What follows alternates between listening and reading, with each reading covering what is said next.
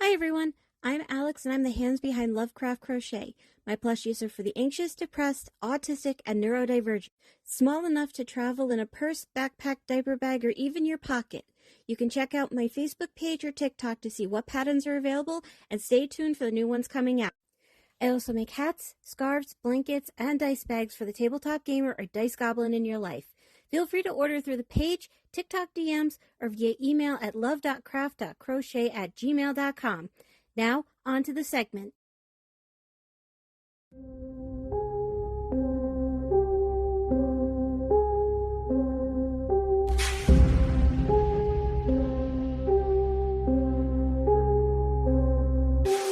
Urban legends, missing heaven, hookmen coming for you, missing 15 minutes.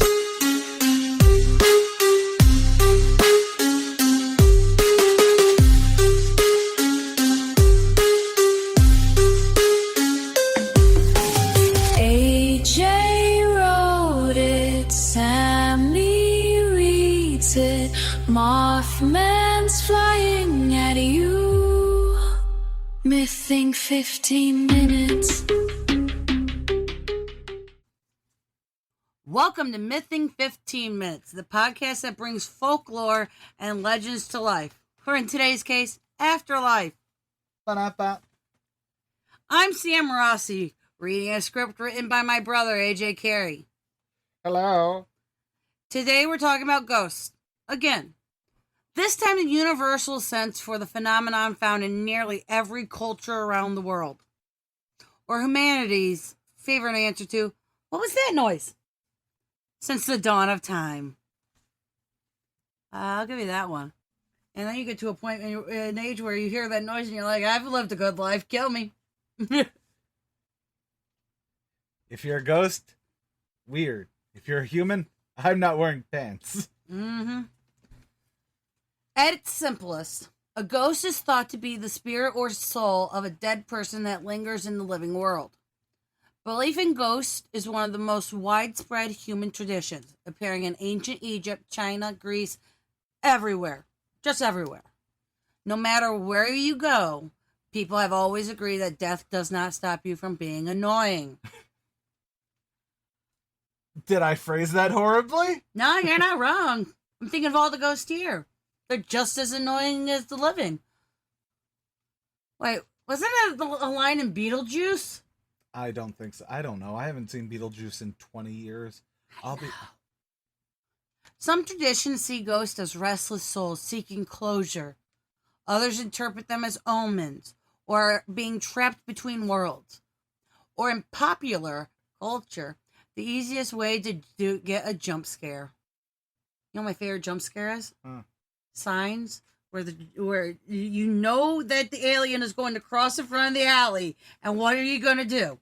Jump every single time. I didn't jump at it the first time. I did in the theater, and ever since then it's been that See, way. I don't think I did because I've seen so many before signs. I saw so many, air quote, real UFO videos and alien videos and everything. No, the only one that ever scared me, I want to say was on Fox, back when they were trying to capitalize on the X-Files.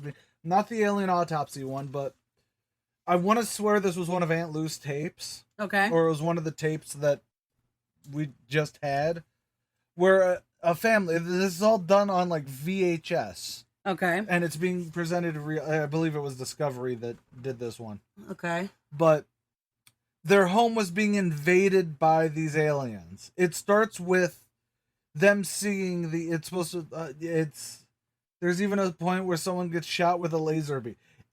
I have yet to be able to re-find this thing. Okay, I have a question. Do you think you're throwing a bunch of things together, throwing it up in the air, and this one came out? No, that's what the video was. I'm just saying, do you want me to text Aunt Lou or just have her listen to this? She'll listen to it. Yeah, she's been doing really good. Well, she's our favorite aunt.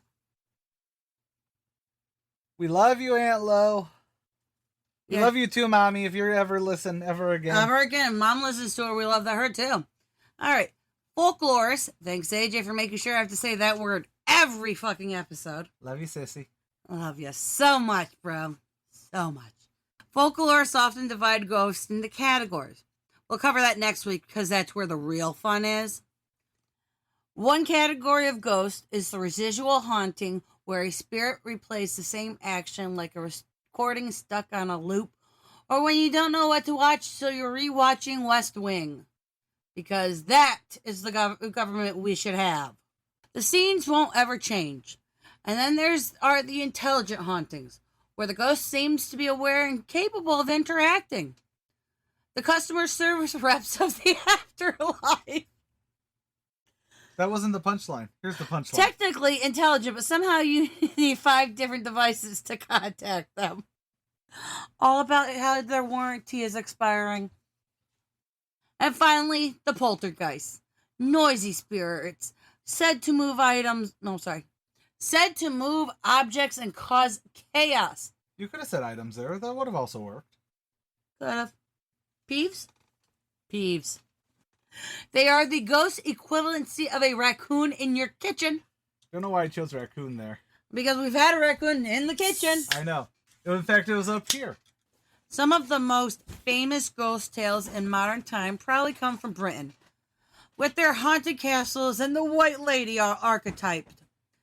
Although AJ really has been chomping at the bit for us to do an episode on the White Lady, since it also crossed over with several different types of yokai and spirits in Japan.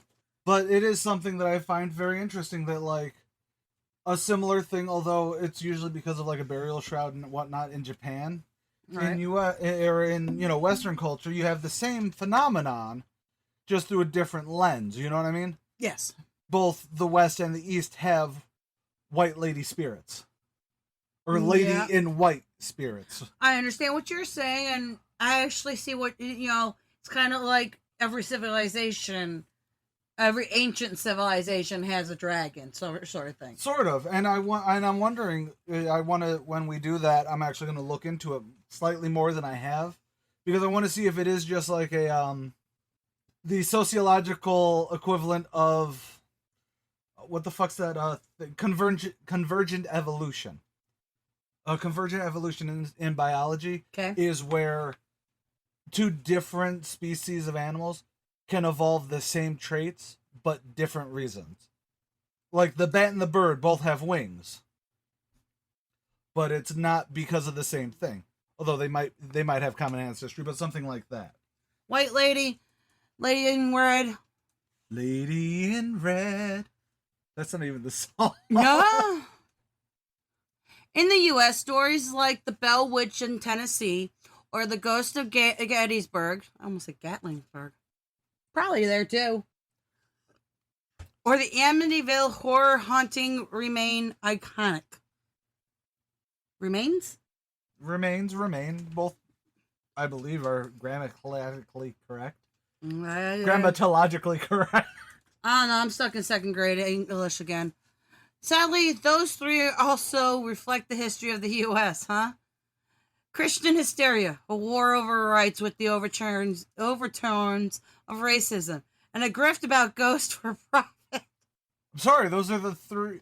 Those are the 3 most typical, most common types of haunting, and it's like, wow, that says a lot more about that says a lot. But that kind of makes sense, given that ghost stories often serve as reflection of cultural fears, war, injustice, unresolved grief. That's part of why they endure. But what are they? Skeptics often explain ghosts through psychology and science. For example, infrasound, or low-frequency sound waves, can cause feelings of dread or even visual hallucinations. It's also what some people assume happens when a pet is just staring at nothingness and tweaks out. I don't know, that's still creepy as hell, though. Oh, it totally is. It could just be bad vibrations. That's why we only listen to Marky Mark in this house. Other air quote logical explanations include sleep paralysis, carbon monoxide poisoning, heightened electromagnetism, or just the human brain's tendency to find patterns in the dark. Translation: ghosts are real. They're just in our head. Zombie style. Regardless, ghosts endure because they represent universal questions. Time out. You don't get my zombie joke there? The way you said zombie style, you didn't get it. I'm gonna explain it, okay? It's in our head. In our head. In our head. What if I wanted to see if you were gonna come up? You're gonna make me do it. With their tanks and their guns and their guns. I thought that was clever. Fuck you. Don't gloss over my brilliance. All right, Kevin Hart. Okay. Regardless, ghosts endure because they represent universal questions. What happens after death? Do our stories continue? Are we truly gone? Heavy stuff like who lives, who dies, who tells our story? No. No?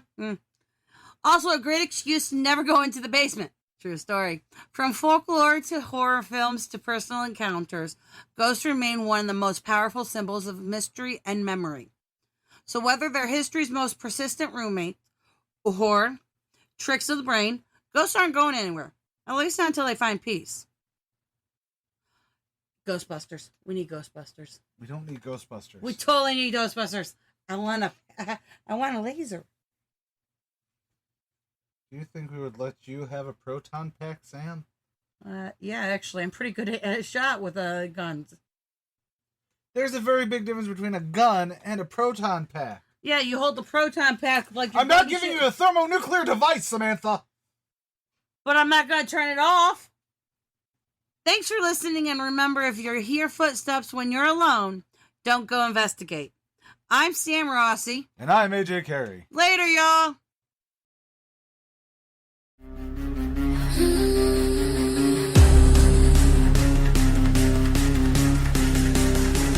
Living 15.